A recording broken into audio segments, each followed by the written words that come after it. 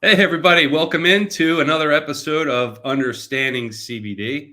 I'm your host, Stephen Wallman from Wallman's Apothecary. For those that don't know, we make very high quality hemp CBD tinctures. What sets us apart is our full cannabinoid terpene profile on the bottle, QR code to the full lab report. We test every batch for heavy metals, pesticides, mycotoxins, mold, mildew, all that good stuff. Enough about me. We have a fantastic guest today.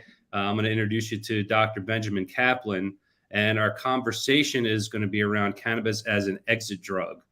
And many people think of cannabis or have heard of cannabis as an on-ramp or a gateway drug. But we have some really good conversations with someone who's very experienced about using cannabis as medicine. So if you thought that cannabis is medicine, comes with a wink, wink, just to get stoned, then you're going to learn a lot today. Let me introduce you to Dr. Benjamin Caplan. He's the founder and the chief medical officer of CED Clinic, CED Foundation, and EO Care Inc., as well as co-founder of Solo Sciences, acquired by, I think I'm saying this right, Kerna Corp. Dr. Caplan is board-certified doctor of family medicine. After an early career in brain imaging research at UCLA, he graduated from Williams College, completed his medical degree at Tufts University School of Medicine, and a family medicine residency at Boston University. In addition to a practice as a primary care physician at some of Boston's foremost hospitals, Dr. Caplan served as the chief medical officer of one of the largest medical cannabis healthcare groups in the United States, seeing the clinic evaluations over 250,000 medical patients. Okay. Dr. Caplan has supervised and mentored hundreds of physicians across the United States and abroad. He's served as an investigator for multiple pharmaceutical research studies and has published in premier medical journals, including the New England Journal of Medicine. Dr. Caplan champions the value of an evidence-based approach to bridging Western medicine with the plant therapy ecosystem. Under his direction, the CED Clinic embodies one of the largest living labs, a center of excellence learning the therapeutic benefits of medical cannabis and amassing a database of longitudinal actionable data and real outcomes for over 16,000 active medical patients. Dr. Caplan has grown CED Clinic with a unique perspective on cannabis-based therapies that incorporates the lessons of data science, crowdsourced experiential knowledge, and individual treatment strategies discovered graciously in collaboration with each of his patients. Through his work as co-founder or advisor of several cannabis startup companies and entrepreneurial boards, consulting for industry leadership, speaking at academic and investor conferences internationally, and as an author pioneering the cultural paradigm shift, Dr. Caplan has become an authority within the cannabis community and an enthusiastic catalyst for the industry. He's recently named as one of the 100 most influential individuals in cannabis. He also has a new book coming out, like it wasn't enough, the Doctor-Approved Cannabis Book, which we hope he'll get a chance to talk about us today. Dr. Caplan, welcome to the show. Awesome, thank you. And if there's anybody left from that snoozer of a bio, I'm glad you're joining. Yeah, sorry if I left anything out on there, but you have I wanted to make sure I mentioned everything because it's impressive, Doc. I mean, you have committed yourself to cannabis, and it's impressive because it's most often that I'm speaking with clients or patients or just people when I'm walking the dog and they're telling me about their wife or their husband or their friend that's struggling with something. And I mentioned, well, have you considered using cannabis? And it's like, whoa, either they think it's, cannabis is like a wink, wink, like it really isn't medicine. It's just people trying to get stoned and forget about their problems. Or they just don't have any confidence they think they have to smoke it. So, you being an actual real doctor, it brings a lot of credibility. So thanks. So while we're here, you had the book held up. Can you tell us a little bit about this new book? Because I don't even think it's released yet, right? Right. Yeah. No. Very few people know about it. Only a handful of people have read it. Interestingly, among the list is a announced endorser who nobody knows about yet. I haven't mentioned it anywhere publicly, and that's Melissa Etheridge. The rock star goddess of the last few decades, and she's really gone out and explored cannabis in her own right, and has learned about it and has some really flattering things to say about it. So I'm immensely proud for the reception already among the few people that have read it. But maybe if we have time, I can read a snippet today for the folks that happen to be watching. But the book is a remarkable achievement for me. My dad is a doctor and has published tremendously, and I've always been in his shadow, sort of timid to be able, to put myself out there and share what I'm learning. But I felt like it was almost an obligation. You talk about this cannabis industry as kind of fledgling and still kind of figuring it out. And of course, I completely agree. And one of the things that I'm hoping to do with this book is share everything that I've been learning. As you mentioned in the long bio, one of the reasons I'm anything special is simply because I've learned from so many people. I took academia very seriously, and I took what my patients have learned very seriously. Still of course do. And I just recorded data from people sharing their learnings, and connected all those dots into what is this telling us? For everything from when people are consuming cannabis during the daytime, when are most people consuming? And people generally have no idea, but the vast majority of people are consuming at the end of the day, as a way to unwind from a stressful work day. And that's just one thing I had to ask. Hey, when do you typically consuming? And when you get a view of 300,000 people, you start to get a pattern of what human nature is with cannabis. And it's just a magnitude of information. And of course, that's just one small piece of it. There's a huge book's worth. And it's 16 chapters. I cover all the major illnesses that people are using cannabis to help manage. Everything from the things people commonly think about cannabis. So seizures, massive headache stuff. I guess people know about cancer and managing symptoms with cannabis, but there's lots of other things that everyday people are using cannabis for, including pain of all sorts, anxiety, stress, depression, and actually top of the list is difficulty sleeping. We live in a world where there's so much hitting us, in all different directions, and people have trouble sleeping. And very few people know how amazing cannabis is for the folks who do try it and use cannabis under guidance. As you were sort of alluding to before, it's out there, and thank heavens it is, because people have access to it and can figure it out as they go. But one of the other missions of this book is to sort of educate the medical community as well as the general public, because people who are exploring and finding success are knocking on the doors of their doctors and the ecosystem, the sort of industry, trying to explain to them this is working for them, and they're getting kind of turned away. That doctors, for years have been pushing people away from drugs as a bad thing, and only the pharmaceutical choices are the right choices, and of course that's bonkers. But it's simply because we as doctors have not been educated. So hopefully this book will take a stab at that. Trying to listen. I got a list of questions, most likely won't get to them, but so as a patient, right, walking into a doctor's office, they do the intake form, and it's, do you smoke, do you drink, do you use any drugs?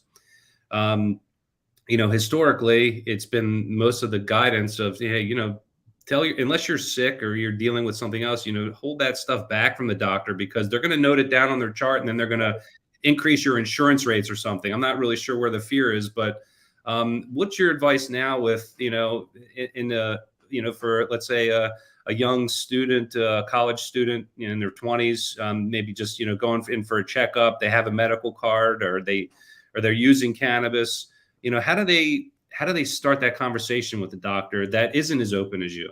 Right, right. No, it's a challenge, and I think to set the sort of record straight, doctors are not policemen. And by doctor, I just want to make clear, I'm also including physicians, assistants, nurse practitioners, folks who are sort of in the medical realm. We're not connected to law enforcement. There's no penalty of being honest, and I think there's an old adage that you don't lie to your lawyers and you don't lie to your doctors, because we're supposed to be aligned with people, trying to help them. And I remember as a kid filling out that form and certainly masking anything I might have tried.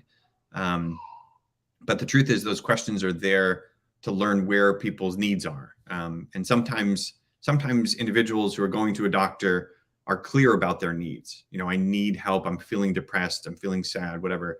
But some people actually aren't so in tune with those words, and they might be using cannabis, they think, recreationally, as we sort of call it as a culture.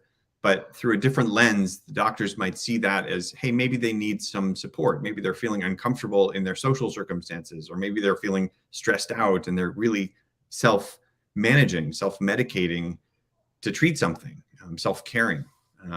And so being honest is a way to express that to the doctor for those folks who are not so insightful about their own well-being. Mm-hmm. So feel comfortable telling your doctor they're not going to call the cops on you if you're in a place where it's not legal. And insurance, is that like if you smoke, does that go on your chart and get reported to the insurance company? Because I know that's been a concern. That's a good question. So one of the companies I've helped to build, EO Care, is learning about what people are doing as far as it gets them off of other medicines. And not a lot of people know this, but I've learned from my patients that close to 70%, 73% of the patients I've seen either get off of a medicine or reduce the dosage over time. So it's a powerful, it's a powerful exit drug in that sense, getting away from pharmaceuticals. But that data has to be recorded. We have to learn that and demonstrate it to the insurance companies, because right now there isn't good clinical trial data of what's worked for humans. But if we have that in this living lab that EO kind of can manage, we have powerful evidence that the insurance companies require in order to cover the cannabis. They're not going to go out on a limb to cover it, and then we'll figure out if it works. They're going to see that it works first, and then put their dollars in. Well, yeah, that's another good point, because getting equal access to cannabis, so people who need it, it's not covered by insurance. So the longer we keep that in the shadows, the further away we are into including it into that offering to have it as a covered medicine. Yeah. I mean, cannabis is an interesting position, because that sort of line of questioning and this conversation is really in the mindset of a world which is a pharmaceutical world. Like, we want medicine, we get the medicine from the doctor at the pharmacy, and then we take it. But that's really a weird mindset that we've all been kind of indoctrinated with. We're accustomed to. Cannabis you can grow. And it's like a set of tomatoes. You're not going to think about the insurance company covering your tomato juice, or your tomatoes that you're slicing up. Similarly, if you're growing your own medicine, you don't really need insurance for that. But what you do need is guidance. And most people out there don't know what they're doing, don't know how to help themselves. So my sort of role in the circus is to help people learn about the plant, about kind of themselves matching with a certain plant. And a way of understanding me is kind of the way that I do that is either directly in my clinic. That's the CED clinic that you mentioned, CED clinic. Another way is through digital means. EO Care manifests its learning from patients through an app and through a web-based platform where we can kind of guide people directly. So for folks who don't necessarily want to read the book or don't necessarily want to see a doctor, they have a choice which is still guiding them effectively. And believe it or not, I'm getting into AI. One of the things that I've done is build the world's largest library of cannabis publications. It's just the nerdiest possible bath of publications. It's all free right now for the public, whoever wants to read it. But honestly, who non-scientists or non-doctors reading academic journals? Very few people. So I'm building an AI librarian through a chatbot. So instead of like ChatGPT, which has some medical publications, but also some absolute junk that the general public has put into the internet too, ChatGPT absorbs all of that stuff. But I've actually built this walled garden, or I'm building this walled garden of cannabis publications, plus my own education of that librarian, so that people will be able to come and ask just basic questions and learn about the entire scientific literature. So it's No, a that's new benefit.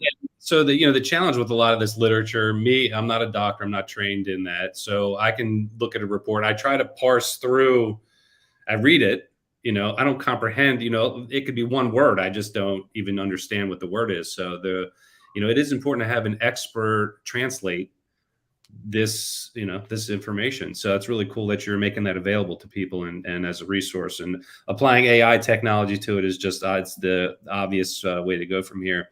Yep. So kind of flipping that discussion over from patients and advice when they talk to their doctor. If you're a family doctor, nurse practitioner, or someone that's doing that onboarding or consulting with a patient, and you aren't familiar with cannabis, and it comes up, what's the right answer? Because I've heard all things from different doctors. What would someone that, if the doctor's listening, if someone's listening right now, and they don't know, they don't have the experience, they don't have the confidence, it's not in their, arsenal of options. What's the right response for them?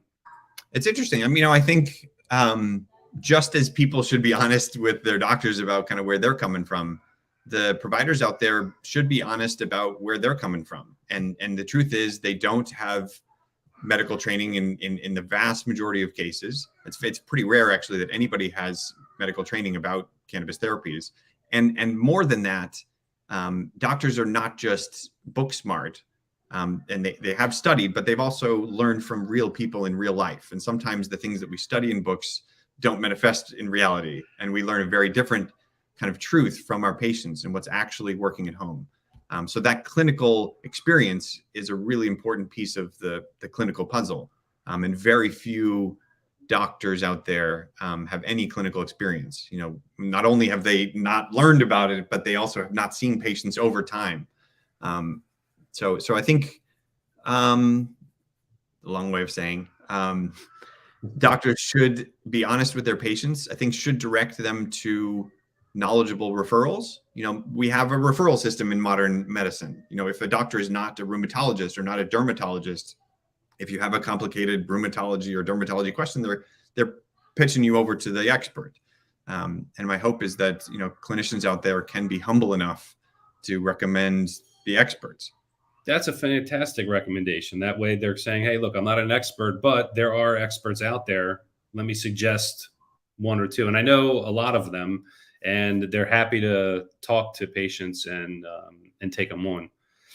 So that's really a good plan. So what the other thing is, obviously, as a doctor, you don't want to do any harm. So if you're not educated and you're typically thinking of cannabis as a drug that isn't, nothing is harmless, right? It's, the dose is the poison. It depends on how you use it. What's your perspective on harms with cannabis? So, a lot of people think, well, it's a plant. I can grow in my garden like a tomato, right? Nothing wrong with that. What do you have to say about that?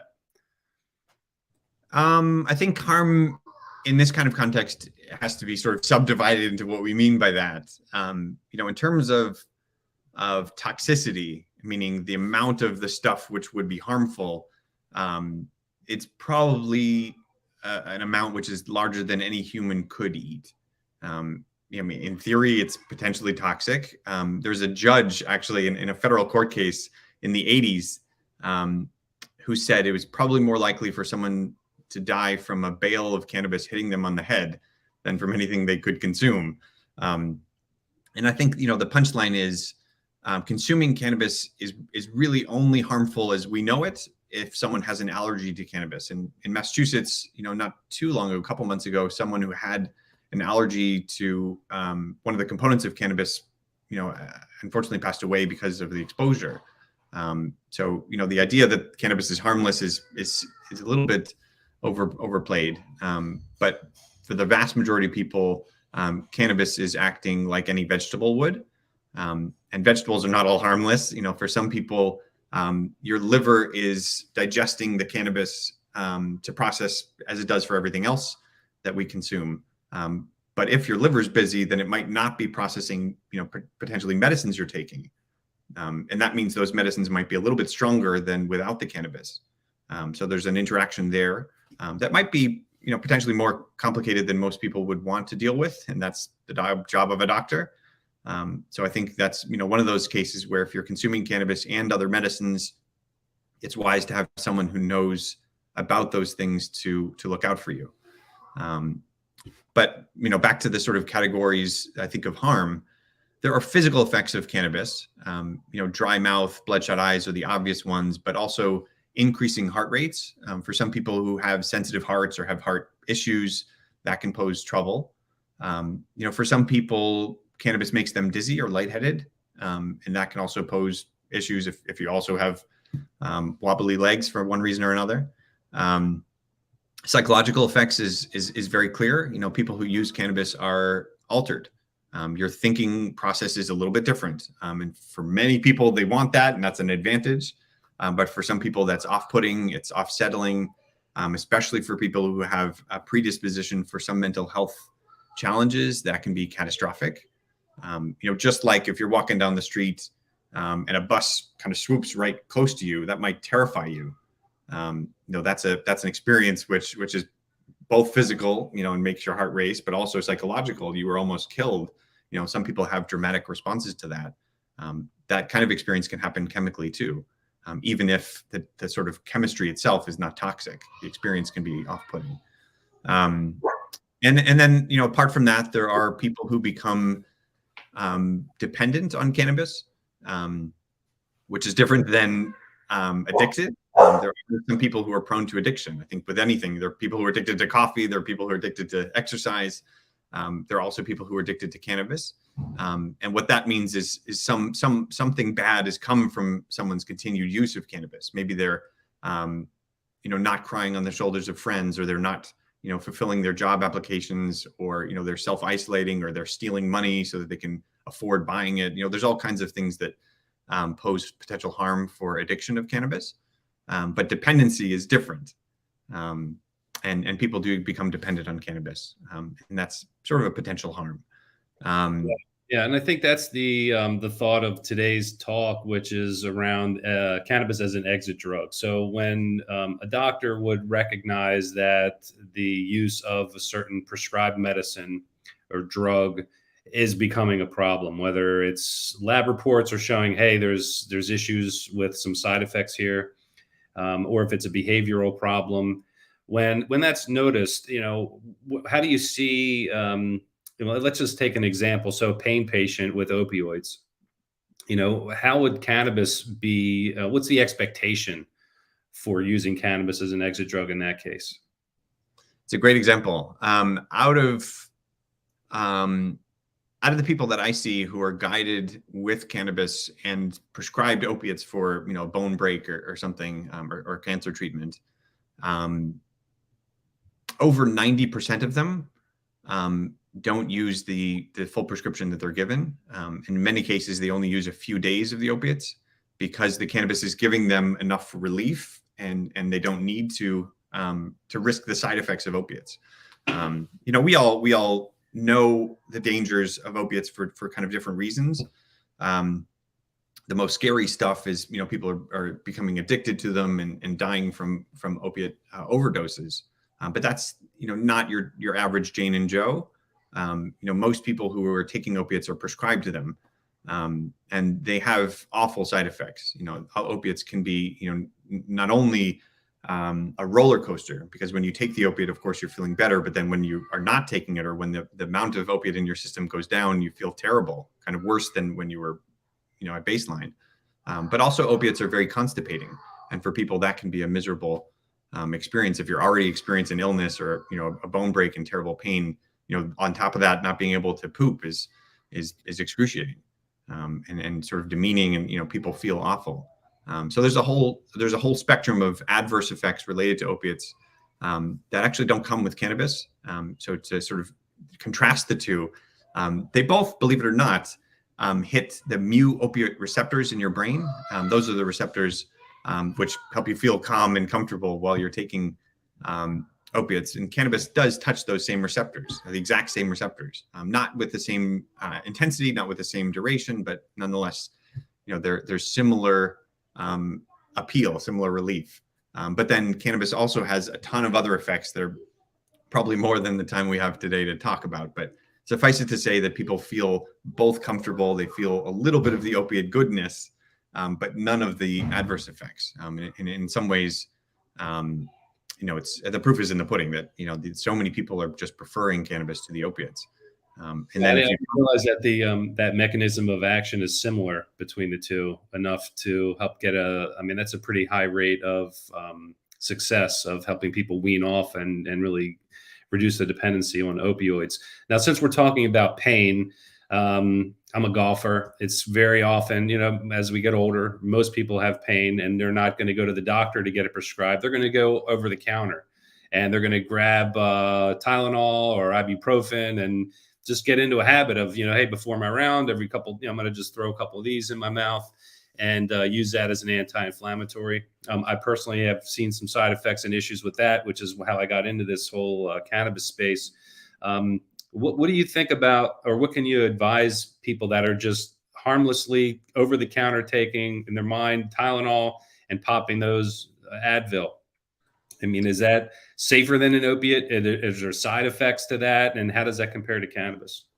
Yeah, I mean, the sort of easy answer is they're much safer than opiates. That's why they're not prescribed, and that's why they're available over the counter in recommended doses. So the nuance there is that people sometimes take more than they are meant to be taking simply because they're not paying attention to the labels. And once people are kind of dosing themselves, once they're taking their own medical care into their own hands, there is potential risk. People who take Motrins, ibuprofens, sometimes have effects on the stomach, on the kidneys, that they don't realize are relevant until kind of, their doctor's telling them, whoops, something's not quite what they thought. Tylenol, also has effects, but the sort of drama is overplayed for both of those. The rates of people who find it helpful are vastly larger than the rates of folks who have issues. And I think sometimes in our media, we see, oh my God, it's so terrible. And these 20 people had terrible issues, but we're not paying attention to the 10,000 of people who didn't. We overestimate the bias of the media. So in large part, most of those medicines are safe, even when they're being kind of taken too much. It's really too much and for too long. It's really like a really strong commitment over time that those things become harmful. But even so, if we contrast them with cannabis, the vast majority of people that I see over time who have taken cannabis and previously took ibuprofens or Tylenols kind of too much prefer the cannabis anyway. It's very common for people to tell me, this cannabis was my Hail Mary at the end. I've tried prescriptions, I've tried over-the-counter stuff, I tried alternative medicine, and finally, what the heck, I'll try this thing about cannabis that everybody's talking about. And almost everybody's like, why didn't I do this first? Why didn't I try this? Why is this so demonized? It's not a big deal. There's a level of stigma, a thick baloney, and a layer of just misinformation that we all grew up with. That stops people from exploring cannabis, and it's so foolish, and it's so harmful, just that stigma. Yeah, well, you doing what you're doing is making a big dent in that, and we need more people like you to help change that from an end of life or a last resort medicine to something that gets brought up before we go into these other options. So routes of administration, right? I mean, your doctor never tells you to smoke anything. You don't smoke any medicine, right? And most people are thinking, well, the thing I know about weed is I got to smoke it. So, what is a recommended way to get started using cannabis for those people that, actually for anyone, medically, how do you get started? Do you have to take bong hits? Do you, have to roll a joint? What's the way to get started? If your doctor or nutritionist hands you a bowl of spinach and says, go smoke it, I would look twice at seeing that person again. I don't recommend smoking. I don't think it makes any sense scientifically I do understand that that's available, and our culture has been smoking cannabis for 12,000 years. We got archaeological evidence, back to the Egyptians, and well before that, actually, that humans have been intertwined with cannabis smoke forever. But we are not that archaic people anymore. We have tons of different ways of consuming cannabis. And a quick nerdy science lesson for people. When you put flame to cannabis, the temperature of flame is more than 10 times the temperature you need to get the stuff in cannabis into your body. You are literally taking that sweet marshmallow and throwing it in the middle of the bonfire instead of roasting it nicely outside. It's just bonkers. Not only are you destroying the stuff you paid for, but you're mutating, you're changing the ingredients in that plant, which you want, into stuff that you don't need, that isn't really good for your body. So it's not only silly and wasteful, but it's potentially harmful. And we do see some of the mutations that happen when people smoke cannabis that can be harmful. So what do you do instead? There's almost anything you can think of, from edibles and candy to drops. These days, there are patches, like a nicotine patch, that last 8 to 10 hours. The old Listerine and Bonanza sprays, the spritz to the back of the mouth, those are back and medicated. There are eye drops in some states. There are like Listerine strips that you put under your tongue, almost everything. So for some people, it's actually so many options that they're overwhelmed.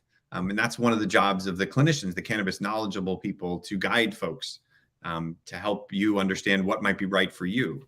And some clinicians do that one-on-one, as I do. And that's, if we look to EO, this digital company that I built, I'm trying to scale that so that everybody can profile who they are, what they're looking for, and you get a personalized kind of routine for you. So I think technology is coming in, and the old-fashioned way is there, and whatever someone's comfortable with, you have your choices. Yeah. So you heard it here. Not that you can't smoke it, but smoking it mutates the natural plant compounds, and you're actually getting less than you could be by consuming it in a more reasonable way. Now, I'm part of the growing and harvesting and production of cannabis, so I know as soon as you cut the plant down, the compounds start to go away. So light, temperature, time is all part of this equation when we're talking about plant medicine. So, getting that whole plant as possible, which is actually one of leading me to another question here. Whole plant versus, I guess, isolate mixed, do you have any experience on which one would be first to look at? I mean, should you look at a lot of products out there, or like we are in our lab and we have a list of, isolated cannabinoids, and we're going to put a little bit of THC. We're going to make a ratio of THC to CBD, versus someone who's going to look for a certain variety that naturally grew these compounds together. Do you have any, advice or perspective on that? Yeah, of course. We are not all the same, and cannabis is not all the same, and matching the two is the real moneymaker.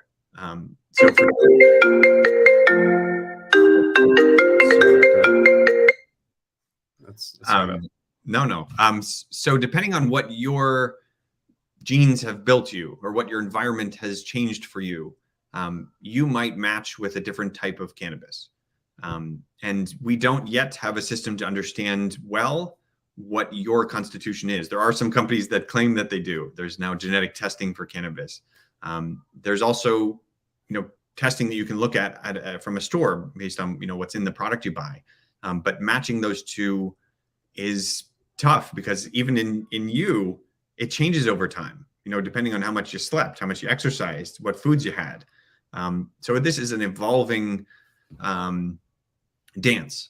So knowing what product is best for you is a very hard thing for anybody to figure out. And that's another one of these reasons I've kind of trying to leverage artificial intelligence and machine learning, and modeling that in sort of, with computer tools. In terms of isolates versus full plant, what we do see is your receptors get bored of seeing the same thing. Just like if you're in the shower and you're enjoying warmth, sometimes you have to crank up the heat a little bit to feel it. Your body is programmed to feel something and get used to it and then start ignoring it. So having a mixture, that's where the shower sort of metaphor dies, but having some cannabinoids that are not all the same is pleasing to your receptors. You sort of get more sense out of them. You get more bang for your buck.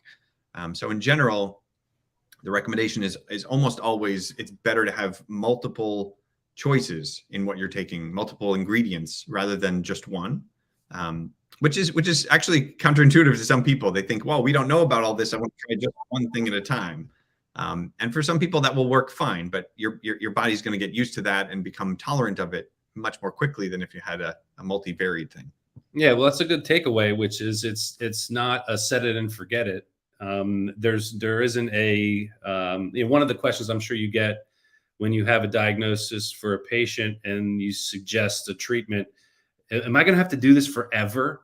Am I going to have to be on this forever? Do you ever get that question? I got it yesterday. It's funny. Yeah. Yeah. And we live in this mindset, I think partly because of the pharmaceutical industry and the sales, the money that they derive from us being lemmings, that, once you're on a medicine, you got to be on it for life. And I don't have that mindset with cannabis. As I was just sort of alluding, we change over time. And one of the cool things about cannabis is not so much that it's effective while you're taking it, but as you're taking it, you sort of have a new mindset, a new outlook on your circumstances, and you can learn. And that's really what the sort of body of therapy is, psychotherapy. When you talk to a therapist, it's not just the wonderful conversation that makes you feel better. You're learning a skill set of how to think differently about your situations or about your past. And the same is true of taking cannabis. You sort of become, in general, a more comfortable person, hopefully. And in that experience, as you're feeling relaxed, as you're feeling less pain, less anxiety, or you're sleeping better, you can start working on some longer lasting tools and then not need the cannabis over the long haul. Yeah. So, and so it's not a set it and forget it. It's not like, well, now you're on cannabis. This is the variety. This is what you're taking, and this is it forever. You want to, it seems like be in tune to the changes that your body's going through. Exactly. Right?